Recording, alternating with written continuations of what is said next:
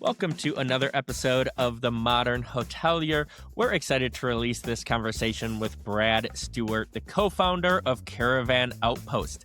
David, what were some of your favorite takeaways from this conversation? Yeah, well, I think just what he did for the sport of snowboarding is amazing. It's just, to actually interview somebody who actually has kind of put a sport on the map is amazing. And I think just his journey, his stories, what he's doing with the Outpost property, the Caravan Outpost, is just amazing. So just a cool guy, and I think it was a great episode. Absolutely. We always talk about how fun it is to hear people's backstories before they got into hospitality. Yeah. I think this is one of the coolest stories we've had, not only bringing the sport of snowboarding to a main sport in the United States, but also bringing it to the Olympics and hearing how he really brought the sport globally. And then he got into hospitality and the experiences he's creating now, and just overall how he has just lived his life and got into hospitality. It's a phenomenal episode. So let us know what you think in the comments. We're excited for you to hear it. Welcome to The Modern Hotelier, the most engaged podcast in hospitality. Don't forget to follow, like, and subscribe, and let us know in the comments what you think about today's episode. Steve, who do we have on the program today? Yeah, David, excited about today's conversation. We have on Brad Steward, the co-founder and president of Caravan Outpost. Thanks for joining us, Brad. How you doing today? I'm doing great. It's a beautiful day in Ojai, California here where I live, and I'm feeling good. Thank you. All right, Brad, so we're going to jump in. We're going to go through a quick lightning round, get to know you better, and then dive into some industry topics. Sound good? You got it. All right. What did you want to be when you were growing up? Professional skateboarder. That's good. All right. What's something you wish you were better at? Nearly everything. I would love to be able to paint. I would love to be able to paint better. All right, good. What's a luxury you can't live without? Beautiful light, I have to say. I'm tuned into beautiful light. I like spaces that are beautifully lit. Who's a person, dead or alive, that you'd like to take to lunch? Probably Leonardo da Vinci, which I'm sure a lot of people say, but I'd love a quick chat with him. That's great. All right, if you could have a superpower, what superpower would you like to have? I would like to be able to run at about 120 miles an hour. Oof. And not have to get into a car or a bike or anything. I would just like to run everywhere. All right, that's good. All right, last one. What's something that's on your bucket list? Something that's on my bucket list is couple of weeks in Portugal, Hmm. learning how to surf big waves in Nazaré. Wow. That's a great bucket list. I was in Portugal a couple of years ago, and it's a great spot. Great spot. I got the guys to teach me. I just don't know if I have the courage. Yeah, and there's some big waves there. Big waves. Yeah, two big components, courage and skill. Exactly. Well, that was great. Now we're going to learn a little bit more about your background and how you got to where you are. So you grew up in Flagstaff, Arizona. Is that correct? Yeah, I did. Yeah, we kind of lived between Flagstaff and the Verde Valley, which sort of encompasses Sedona and Jerome and all those cool little towns. Yeah. Sure. So how did growing up around Flagstaff shape you into who you are today? Well, I loved it, and I haven't lived in Flagstaff for many, many years. My family moved away from there when I was in my mid-20s, but I was born and raised there. One of the few people born and raised there at that time, actually. And actually, I would say Flagstaff really shaped most of who I am in a way, because as a kid, I was a skateboarder and always skateboarding around town. Probably the only kid doing it. At that time, it wasn't cool or hip, Yeah. and then it would snow, and I started thinking about, well, I want to be able to skateboard on the snow, and that led me into my whole career in snowboarding and that whole time there. So it shaped a lot of who I am, and it taught me to appreciate the outdoors and center my life around that. So you went to Northern Arizona University and you got your degree in film and communication. What made you decide to choose those majors? Well, aside from being you asked me earlier in the lightning round, what did I want to Right. be when I grew up? I wanted to be a skateboarder and a movie maker. I didn't, Okay. I didn't really have a long-term plan. I think I didn't really ask myself what would happen after 35 or 40 years old. So, Right. but I went to NAU. My mom worked at NAU. I also went to the Brooks Institute for a while and was in film school there. And I was just always interested in media and communicating with people and writing stories. And so I would say that that storytelling piece is what sort of drove me into film school. I felt I'd lived a little bit of a unique experience in Flagstaff, being on the edge of the Indian reservation, and kind of growing up in an interesting era there. And I kind of thought I would like to tell this story and other stories at some point. So you mentioned you were into skateboarding and snowboarding, and you actually became a professional snowboarder in the early days when the sport was still evolving. And on the hill snowboarders were kind of the rebels on the hill with the skiers, and you Uh-huh. helped shape this whole industry. And as somebody who snowboarded when they were younger, I was really captivated by this. Can you share a little bit more about what snowboarding was like when you were a professional, and also how you almost changed the sport and where it is today? Yeah, yeah. A lot of people did a lot to develop snowboarding, and I was really lucky to be one of the people at really what I think was the golden age of the sport in a way. It's like I tell my kids, there was a time where I was ranked the number 13 snowboarder in the world. I leave out the part telling them there were only 14 of us riding at that time. And so it makes them think I was better than I was. But yeah, I was a pro snowboarder for a long time, really in the early days of snowboarding when we were just kind of figuring out what is this sport. We saw it as a culture more than a sport at that time, and it was kind of centered around loosely around punk rock, and then later kind of the hip hop scene, and all about being who you are, and kind of this we used to joke a lot about having a one track mind where you were really focused on just that single track and snowboarding, and kind of staying inside the culture in that way. And so I enjoyed my time there. Jake Burton and I created many of the first organizations in snowboarding. I think one of the fun and interesting pieces of the backstory is Jake and I actually sued the ski team, the US ski team, at some stage. And we sued them because they wanted to bring snowboarding into the Olympics finally, but they wanted to bring it in like ice skating, where there would be kind of 5 or 10 tricks that everybody would do, and you would be evaluated and scored on those tricks. And Jake and I had created most of the contest, or had funded most of the riders in the contest for the first chapter of snowboarding. And we kind of said, hey, it's not going to happen like this. We want snowboarding to be creative. We want to keep it loose. We want to keep the athletes in power. So we launched a lawsuit that led to the creation of what became the Pro Tour for the US, which is more or less still running today, and the way you qualify to get into the Olympics. That's incredible. What was that process like as far as getting it into the Olympics? Was it different? I'm assuming it wasn't easy to do, but No. it's got to help when you have the firepower of Mr. Burton behind you as well. Yeah, we had at that time, Burton was the number one snowboarding company in the world. I was part owner of the number two snowboard company in the world at that time. So we had a good chunk of the industry, a good chunk of the Yeah. business, behind us. And then, as I said, many, many other people helped. There were key people in Europe who had organizations and who had brands who were pushing from their end. And really, all we were trying to do is we were just trying to preserve that cultural side of the sport, which was all about art, design, music, and everything that I said earlier. We just didn't want the Olympics to wipe that out. We knew the Olympics would eventually come to us. When I started snowboarding, the first contest I went to, I think there were 67 people there. And then within a 10-year period of that, there was 12 million people snowboarding.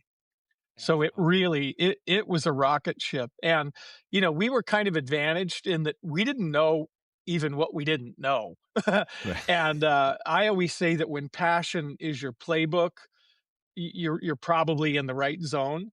And that's really where we were. Our only playbook was be passionate. We didn't know the metrics, we didn't know the KPIs, we didn't know how to accomplish it. None of us outside of Jake actually had ever formed really a successful business of any kind. And so we were kind of a bunch of kids trying to shove this thing to the top of the mountain and then protect it a little bit. Shaun White coming through, that's who I grew up on, like, Shaun White, the Yeah, Flying yeah, yeah, Tomato, yeah, watching him X Games do snowboarding, and then he did yeah, yeah. skateboarding as well, like, actually incredible. Was he, I guess, as you view it, like, one of the people who almost took snowboarding to another level? Sean played a critical role in the next step of the Olympic development. Jake Burton and I went to Nagano and participated in the first Olympics. And what happened there was kind of a little bit of a disappointment in the sense that none of the facilities were that well built for snowboarding. Mhm. And it was clear that a lot of people who had managed the sport in that first Olympics had no idea actually what the sport was. A kid who was a great snowboarder from Switzerland won the event, but he was someone who had never won a significant event before. He was kind of an outsider, a little bit to the mainstream of what I would call the international elite, people who were regularly on the podium. Yeah, So you had kind of a fluky winner, which makes actually a great Olympic story that anybody from any little town anywhere in the world can show up and win. That's a sure. big part of the appeal. But it wasn't a star. He wasn't a star that we could really kind of put the sport on the back of that person and grow it, you know. And I always think the analogy of basketball is great. You know, the NBA was sort of benign until you had Larry Bird and Magic Johnson and people like that stepping up and really making the sport churn. Shaun White, my wife and I owned part of the world's largest snowboard camp at that time, which was a camp called Wendell's. Sean showed up on the doorstep of camp at 8 years old Oh, and wow. started riding the pipe. We immediately saw this is it. This is the next generation developing right before our eyes. And I think what Sean really did was a service to the industry because he really brought it to the podium. He created real, authentic stories. Mhm. Um, Sean, I think, is a good role model for so many kids. He's super focused, and he really kind of gave us a vehicle to put the sport through where you could watch the Olympics and maybe you're not a snowboarder and maybe you don't understand anything about the sport, but you do understand there's an exceptional athlete and Yeah. you're going to be tuned into it. And Sean really gave the world that. And I think he deserves a ton of credit for that, frankly. So, Brad, now moving on to your career, how you became the founder or co founder and president of Caravan Outpost. So, you got into snowboarding, you're a pro snowboarder. You worked for Sims in 1989 and became their marketing director by 1990. Then you moved to a newly found Marrow Snowboards in Salem, Oregon, to co own the company and serve as vice president.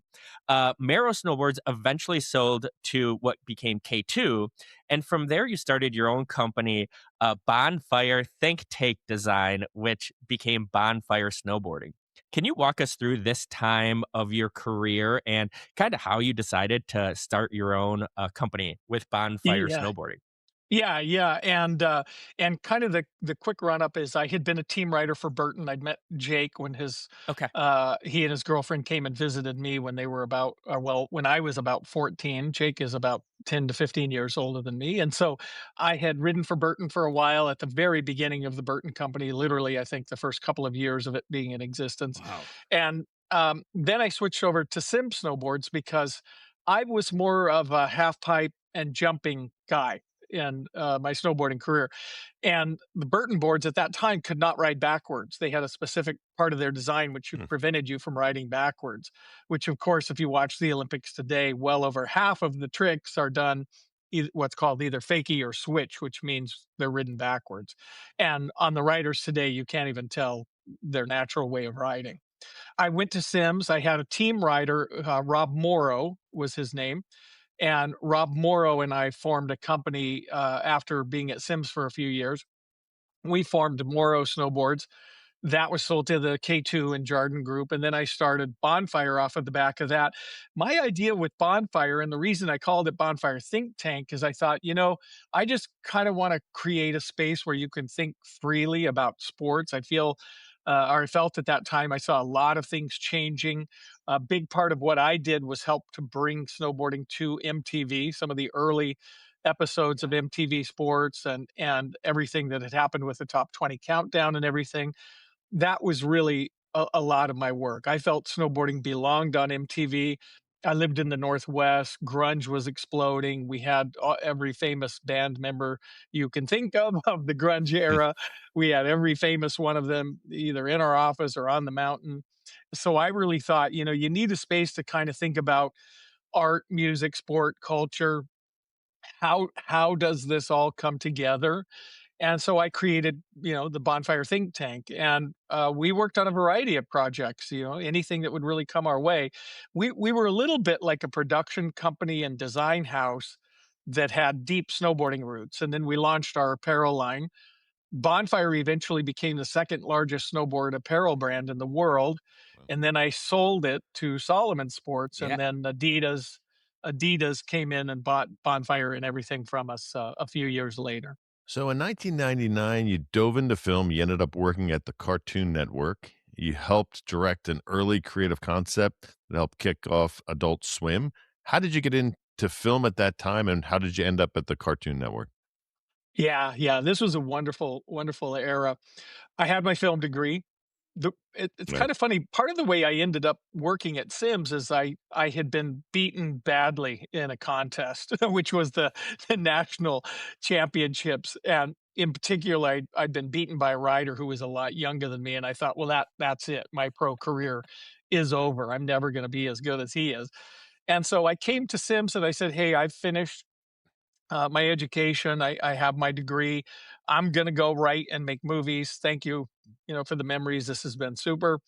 And they said, well, hang on a minute. We would actually like to make snowboard movies. Do you want a job? Do you want to make snowboard movies? And I said, yeah, sure. I'd love to try that. And so I started making snowboard films at Sims and really literally traveling the world and shooting everywhere. And then a couple of things were brewing that were really interesting. We had a guy who was kind of a secretary in our office, and he said, "Hey, me and my friends are kind of dressing up and doing crazy stuff and shooting these videos of it, and we kind of have this idea that we could do this thing called Jackass, which would be a TV show for MTV." And that was my I always joke with him that he was my secretary Dave England. But Dave worked for me for a number of years, and I got to see Dave's career kind of develop, and of course, Jackass exploded and Dave quit, and which I would have probably done at that time too. But I was directing films, and I thought, well, I'm going to make a commercial for Bonfire just for the for kicks. I made a commercial. It won an Addy award in advertising purely by luck, to be honest. I had no idea really what I was doing, but it was a really funny commercial called The Sniffer. And I had this character that was this guy that loved smelling things, and he was in love with smells. And the commercial was about how much he hated our products because they don't smell. And because we had a special venting system in all of our products at that time. So it was kind of a quirky premise and it took off. As I said, it won the Addy. A producer at Cartoon Network reached out to me and said, "Have you ever shot kid commercials at all?" And I said, "No, but sign me up." And he said, "Do you know who the Powerpuff Girls are?" I said, "Yeah, I have 3 daughters. I'm living and breathing Mojo Jojo." And I went and shot a series of Powerpuff Girl commercials that again ended up to be kind of a right time, right place. Powerpuff Girls exploded, I think, off of the back of the group of commercials that I did. They sold over $300 million worth of merchandise, I think, in under 5 or 6 days. It was phenomenal. So those went really well. And then they said, "Well, what other cartoons do you like around here?" I said, "Well, I love Space Ghost." And they said, "Well, what do you have for Space Ghost? What would you do with Space Ghost?" I said, I was in line at the DMV the other day waiting, and I always thought it would be funny just to dress up in a costume and stand in line at DMV, and just see if you could get through the line quicker, or dress up like a hot dog or Batman or whatever your Halloween costume is.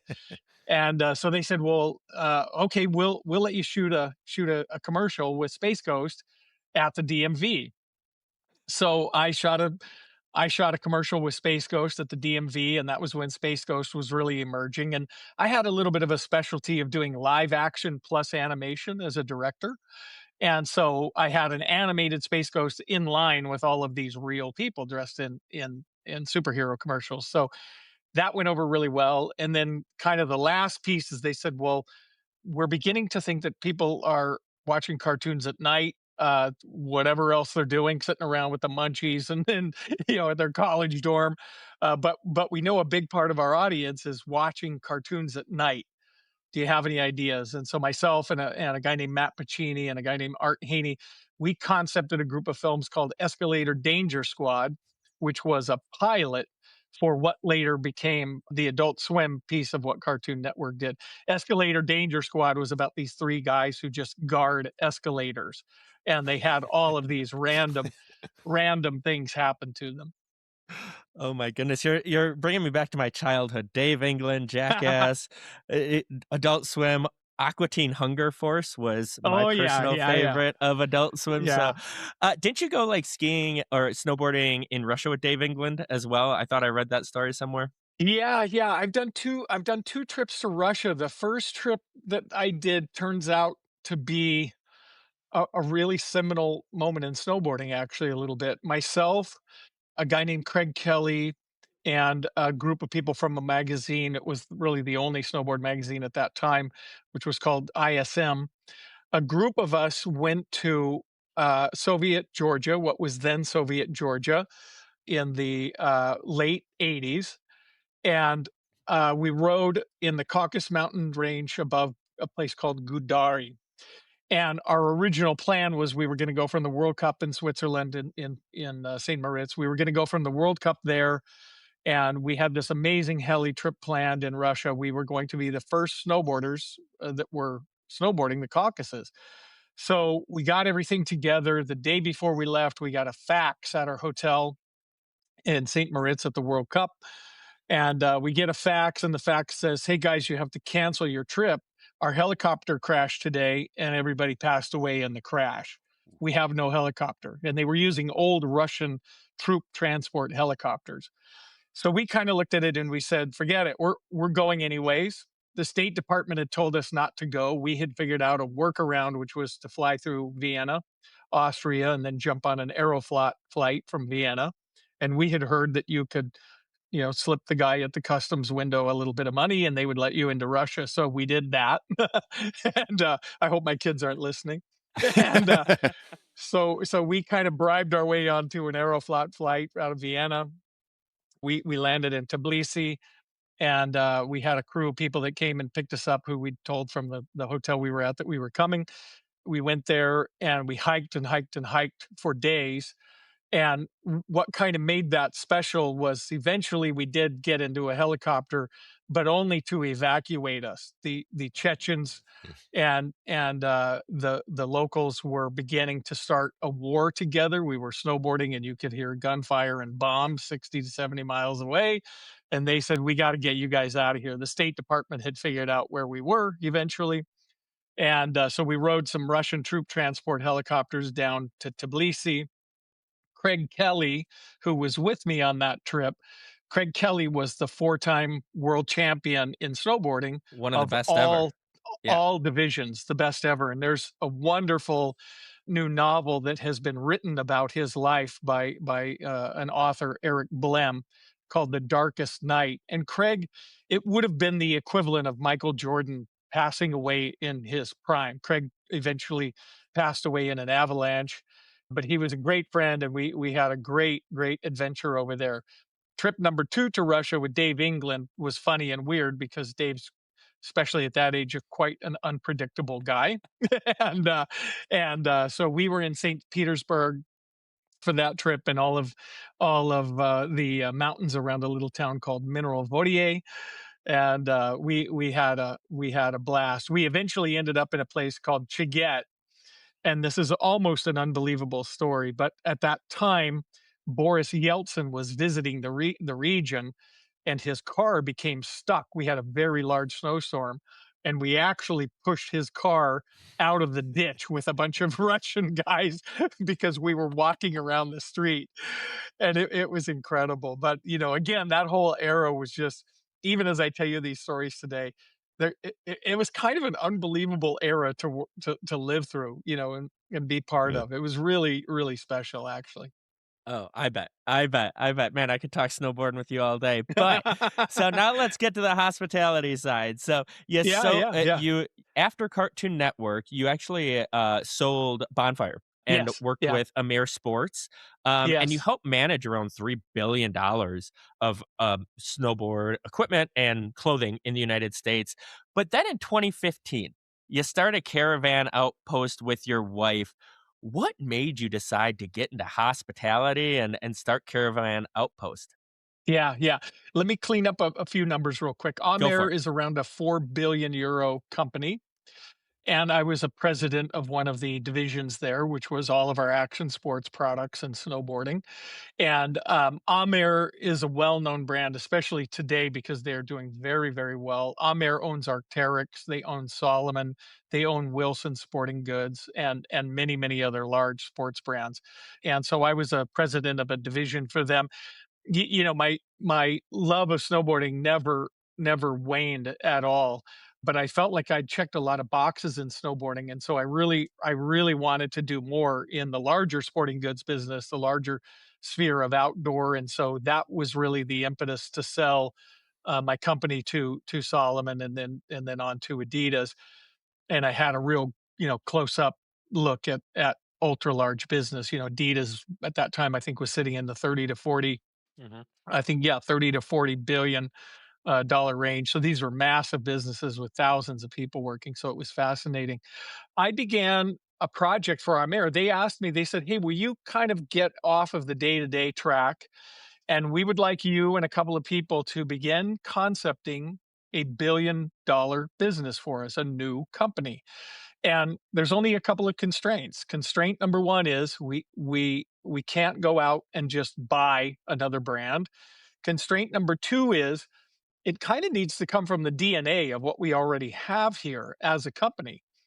And so I began a project kind of looking around at, well, what would the future of the outdoors look like if we're going to be a $1 billion brand and we've got to look ahead?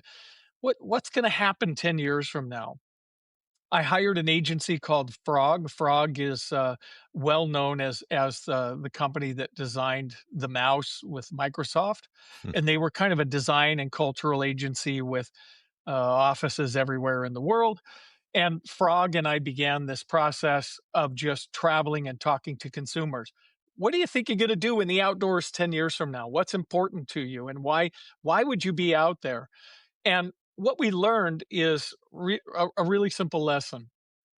We saw a massive trend in younger consumers, which was super simple. What they own will be less important than where they've been.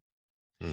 And I was obsessed by that thought. I thought, my whole life is a series of where I have been. And these experiences, I can't tell you anything about the financial piece of any, there's nothing, financially that I found particularly outstanding or rewarding. I could go on and on and on about sitting in a hut in the middle of the forest in Russia eating food, with the locals, and having somebody's, babushka, open a homemade dish and have us all eat it. Um, that was really meaningful to me, and so I kind of started to think a lot about, well, I want to move. I want to move into making experiences. I want to stop making products. My wife and I are both designers. My wife designed at Bonfire as our head of design. She designed at Patagonia as a color specialist. She had designed at Solomon. She'd worked with Nike some, and Columbia sportswear, many brands, and we were constantly fighting the idea in our head of, we're putting a lot of plastic into the world, and we'd rather not do that.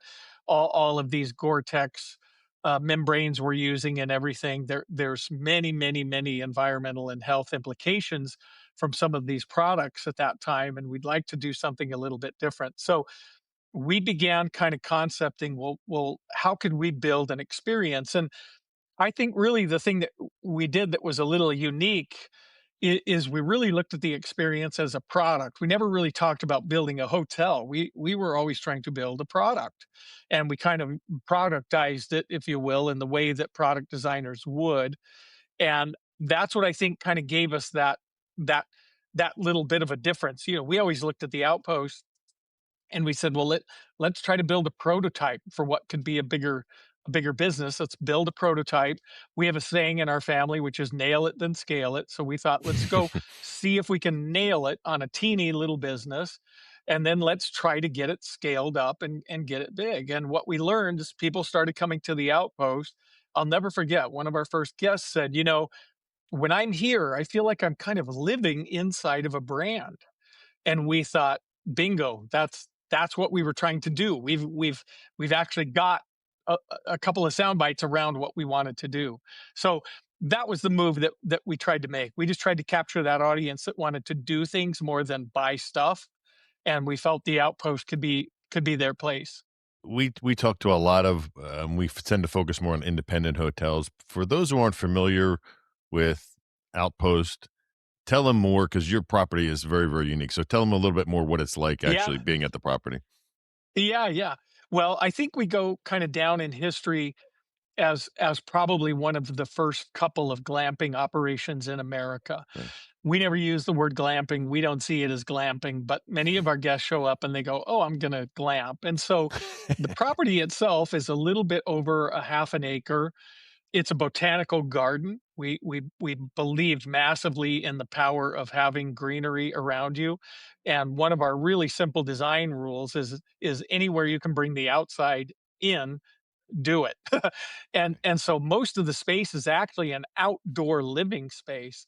And we kind of began concepting it thinking, well, it could be like a living room that was in the outdoors. It could be kind of a sacred space kind of feel. And then we combined it with a couple of really important things, which I think was an entire retail store with a collection that my wife had designed with all sorts of branded merchandise that was from Caravan Outpost. And you could buy anything from a $600 to $700 custom hat all the way down to a little teeny knickknack sticker, dresses, and things like this. And what really got us going is we had celebrities like Pink and people like this who would show up, and they would say, "Well, I love the space. It feels good. It's kind of shaped like a horseshoe. We like the idea of sort of pushing people to the middle a little bit from kind of a place building standpoint." And so kind of everybody's in sort of the same little spot for a minute. And we would have guests like Pink come and sit at our fire pit, play music, talk to guests. People would have no idea who she is, and they would say, "Hey, I met a girl named Alicia by the fire pit, and she was talking about her show in Turkey, and I'm starting to think she might be Pink. Can you guys tell me what's going on here?" Which we would laugh at, and but Pink would buy our dresses and start wearing our dresses. Celebrities started seeing the apparel line a little bit, and that really helped us out, quite a lot. And we're still a very popular celebrity hotspot because even though we're downtown, we're totally off the beaten path of downtown. You can jump on a bicycle and ride to town in 2 minutes to be Wow. in the middle of town. But we're off, not on the main drag, kind of out of sight. And so we have a lot of celebrity families that come and experience the space, and they like it because it's private and kind of low key in a way. That's great. That's great. That's Yeah. great. So now we're going to get into the industry thought part of the podcast where Yeah, kind of yeah. talk about hospitality on a little bit more of a deeper level. So I love what you talk about. You almost have built a community with Caravan Outpost and how it is designed with the 10 airstreams, and you also have one tiny house. How did you design it to create a better sense of community? Yeah, yeah. The idea was kinda hub and spoke, and we also thought a lot about what's the brain of the business? And Right. again, these are just things that, now that we've been in the hotel business for over 10 years now, and I talk to other operators, other designers, investors, and so on in the hospitality space. I learned that, there's a tremendous power in not knowing how to do this. And 10 years ago, we had no idea. And and, for me, I always know the best snow is on the clear slopes where there's no tracks. And so to me, it was just, well, we're just doing that in business. We're just finding some fresh snow where there's no tracks and we're going down. The risk is there's a cliff or a rock and you and you hit it. And I've done both in snowboarding and in business. And I've hit a few rocks in the powder that I didn't see coming. And so what we tried to do was just create this space that had a hub. We felt the most important thing to have with our guests was an emotional connection.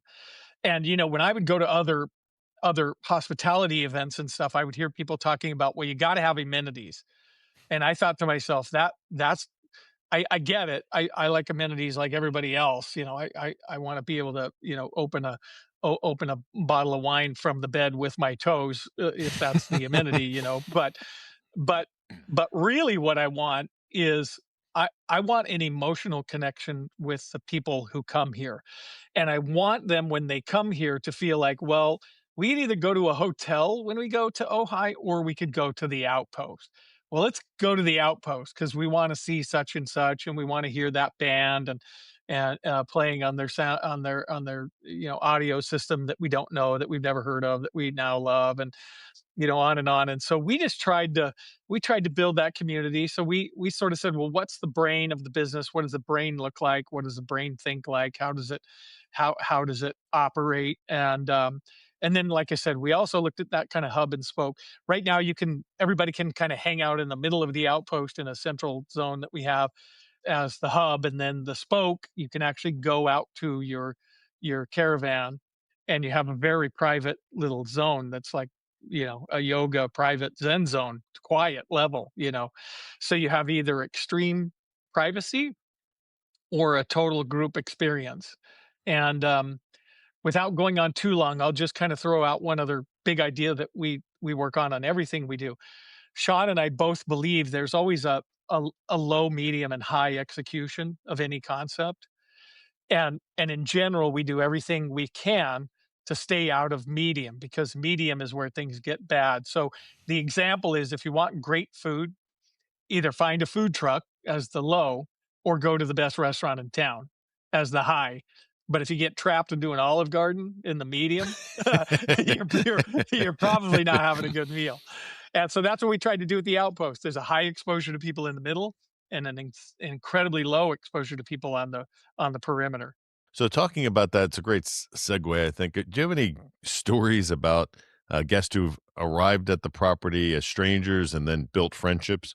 Oh yeah, yeah, yeah. Couple of my favorite stories.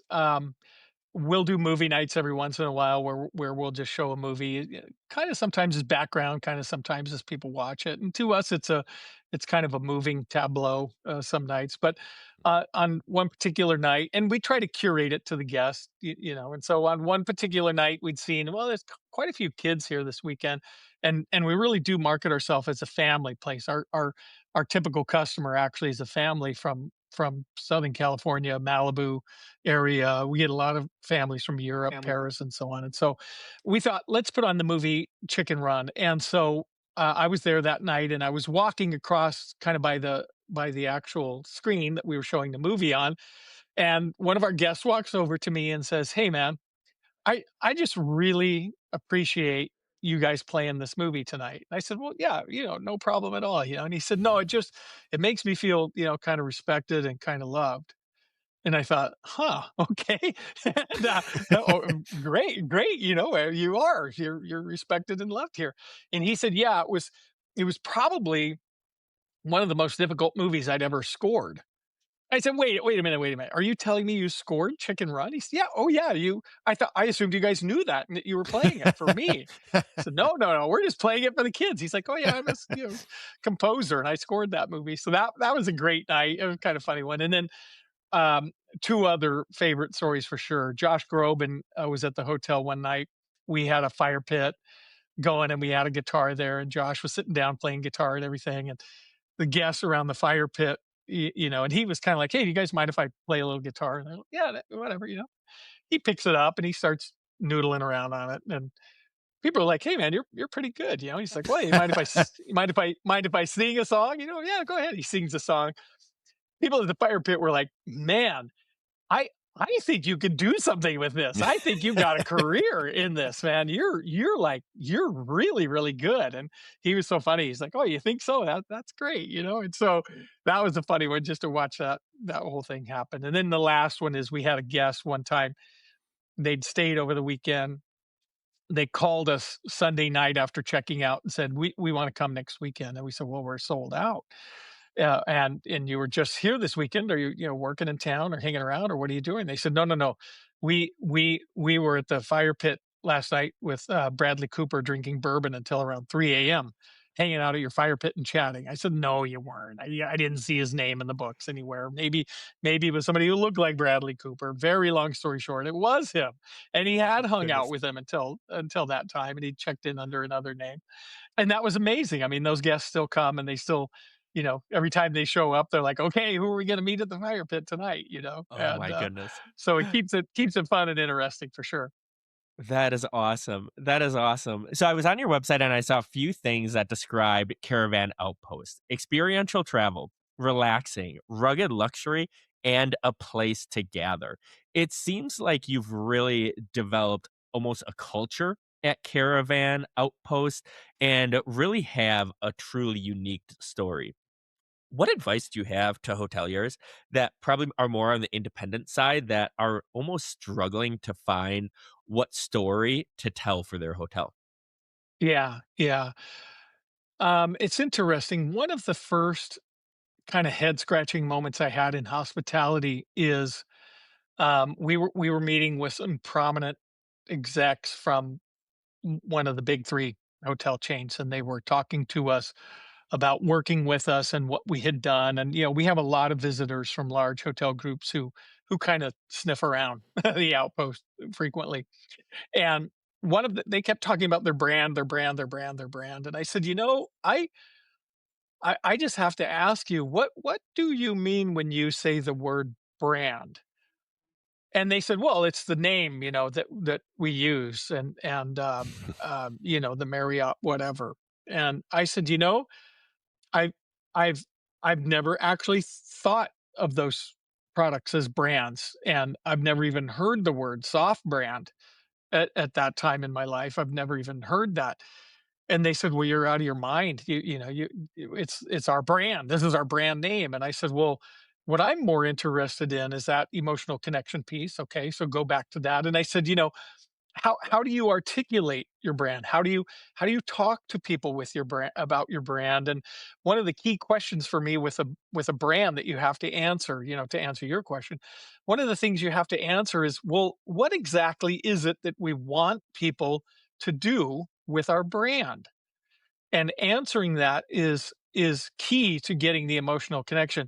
Otherwise, it's just design and artwork. And the problem with that, I mean, that used to be a little bit unique, and now with AI, you could, in 15 seconds, you've got an image for or your logo and everything else you need. And so, to me, I think you have to start with not who are we. I never like that question ever. It drives me crazy. I think you have to start with a few questions. Number one, what has to be true for this business and this brand to work? What's true? If I take Ojai, what has to be true is people truly have to come here and they truly have to feel they are part of something other than just an overnight stay. And then what do we want people to do with our brand? I think Patagonia is an excellent example where Patagonia says to you, wear our brand, and here's what we want you to do with it. We want you to go out and advocate for these values. Mhm. And in order to show you how to do that, we're going to run a bunch of ads talking about the environment and things we care about. And we want you to go do that. And what happens is you form a bond, you form a relationship with the consumer where they're part of what the brand does, not people who buy the label. And that's what we try to do with the Outpost. We want you to be part of what the company and what the Outpost does, how it lives in the world. not just somebody who said, "Oh, there's the Marriott or whatever brand." I don't mean to pick on Marriott, but there's whatever brand, and and let's go buy the predictability of that. That's just not our model. And there are times when even I myself, book a reservation for a hotel somewhere outside of our place where I do want some predictability. Hmm. But I think there are a lot of people who actually don't necessarily want the predictability. Predictability is kind of table stakes. Everything has to be great. All all cars work good today. All computers are fantastic. Everything works. The bad products went away a long time ago, and so you have to be convenient, good, fair price, so on and so on and so on. Now, how do you articulate really what the brand wants to be to consumers? So you've always been on the adventurous side, you've been an entrepreneur. So what advice would you give to maybe the younger generation or people who are looking to start really just any type of business, whether it be, apparel, sports, or a retreat? Well, I think the best way to learn is to do, and I know that sounds a little bit trite, and borderline Yoda, quote from Star Wars. Um, but I really think, if I just kind of look at my trajectory and the people around us, we have some friends who became very successful that were literally kids with us, the founders of Lululemon and Viore and, multi-billion dollar brands. And I think what all of us understood, even today when we see each other, and again, I'll just use a snowboard metaphor because it's handy. Dropping in is how you learn to ride, and Right. dropping in doesn't mean you're going to make every run. It doesn't mean you don't crash. Doesn't mean you don't get hurt. But if you don't drop in, you never touch the earth that you eventually want to live on, and you never get the run of your life. I always tell my kids and people who talk to me about this kind of topic a little bit. I always tell them you got to pin a couple of thoughts on your wall, and one of those thoughts is, could I be one of the most interesting people I've ever met? Could I be that? Instead of looking around for interesting people, could I be interesting, and what would it take for me to do that? And then the second thing I always like to have, kind of pinned a little bit is, if you don't live your life, who will live it? Who will live that? If you don't live the life you imagined, will somebody else live it? And it's like with my kids, they always say to me, "Well, yeah, somebody will be that." Oh, okay, but that somebody can be you, and it requires a leap of faith, and like I said, the snowboarding metaphors abound, because a lot of times the best jumps in snowboarding, you can't see the landing. I don't really have a favorite place I've ever ridden in my life, but when I think about the best runs I've ever taken, it's in Alaska, where literally the slopes are so steep.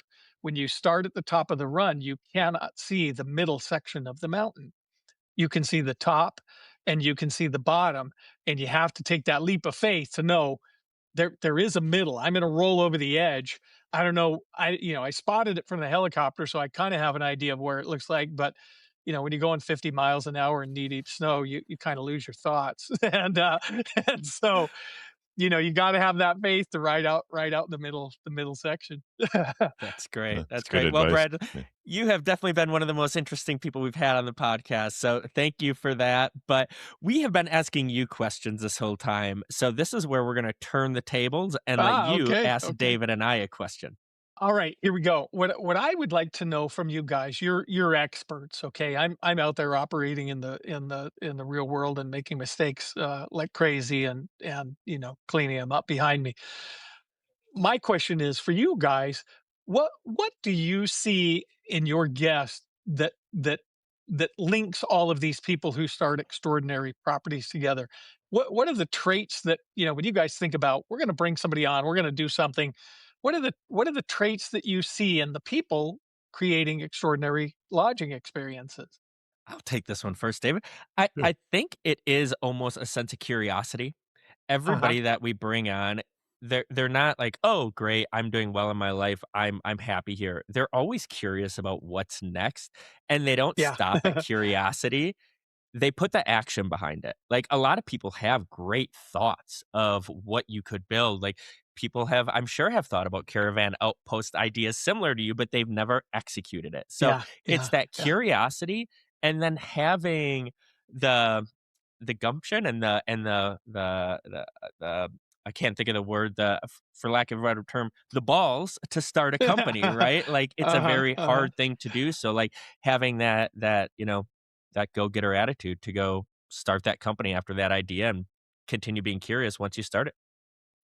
Yeah, I Yeah, think what yeah, we've learned, it's like it's kind of the same as curiosity, but it's really as we've met a lot of people, you can just see the open-mindedness and this idea that there's something outside of their hometown or their state or their country, and a lot of these people, as you travel and as you learn that there is something, there's a different way of doing it or a different way of living. And, some people like the beach, some people like the snow, some people like the yeah, city. So I think what we found with a lot of the people that we've interviewed, people who've kind of moved around, traveled, and seen different things really kind of have, I think, the best viewpoint on just hospitality as a whole. Because the one thing you always want to feel when you look at hospitality is comfortable, and some of the most difficult times for you is when you're traveling and you're not comfortable, you're not used to that place, and the hospitality you're shown, I think, sticks with you and kind of can shape you to who you are. So, yeah, yeah. Well, Brad, this has been great. We've been asking you questions this whole time. Our producer, John, has been listening behind the scenes. We're going to kick it over to him for one last question before we get you out of here. Okay. So one thing you said at the very beginning really stuck with me, and that was part of the lightning round. Like one of the very first things you said, you love beautifully lit spaces, which is something that immediately when you said that just hit me. I was like, oh, I feel the same way. I'm curious how that informs how you design Caravan Outpost, and then additionally, what is one or two spaces that you can immediately think of that were like you walked in and you fell in love because of the way it was lit and the light in that space? Yeah, yeah. I'll start with your second question first. When I think of beautiful light, I think indoor, outdoor, and I actually think a lot about color, temperature, and sort of the shape of light, if you will. And I'll quickly mention the sun has come out in my backyard, so my light might not be that flattering. but but but so when I think about um, those things, I think about a few things. I think about it's another totally different story, but I had to spend a month in Iceland one time, and and I think about the light there very early in the morning and the shape and the tone of the light on what's called Langaver Street, which is the main street in Reykjavik, and and I think about just the kind of eclectic and sort of this what I would call sort of a poppy but soft light, and I think of that street and that environment. Certainly, I also locally here in LA, I think of the Getty Museum and the spaces around the Getty. I I prefer kind of reflected light, and I'm very kind of tuned into, in Ojai, I always say to people, if America had Spain, it would be Ojai.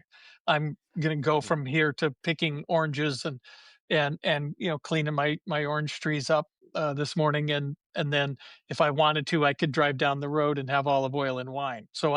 And grab some avocados from my neighbor. So I live in the Spain of America, and so I always think of that warm kind of light that's come off of a rock or come off of the earth. And and to me, those are the best colors of light. There is somebody that I follow, her Substack, Ruka Troina, who you guys might know, who has Lobby Riot. And Lobby Riot always Rue just does amazing images of really beautiful light, almost anything that shows up in her blog or her Instagram feed for Lobby Riot, to me is filled with, beautiful lighting examples. So those are the things that I kind of think about, and I kind of tend to go to those outdoor, those outdoor lit spaces for sure. well, that does it for another episode of the Modern Hotelier. Brad, this is where you get to let people know how they can get in touch with you, how they can find out more about Caravan Outpost. So plug away. Yeah. Well, I'm actually quite happy. Part of being a brand and having a connection to the people who you work with and who experience your place is being connected to them. Anybody can reach out to me at brad@caravanoutpostohi.com. And that's my direct email. And I'm always happy to converse with people, learn from people, talk to people, and share our experiences. And then on the web, caravanoutpostohi.com is our website. And all of the information about our place is on there. And we're very easily to reach through the company there.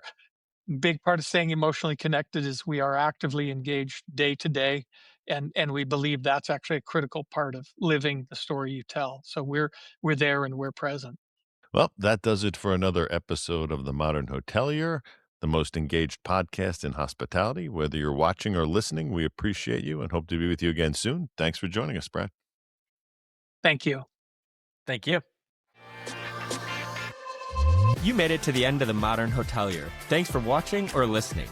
The Modern Hotelier is produced by Modern Hotelier Media. Make sure to like and subscribe if you're listening on YouTube, or subscribe wherever you get your podcasts. If you know a good guest, sponsor, or have media needs, feel free to reach out to us at hello@themodernhotelier.com. Thanks and have a great day.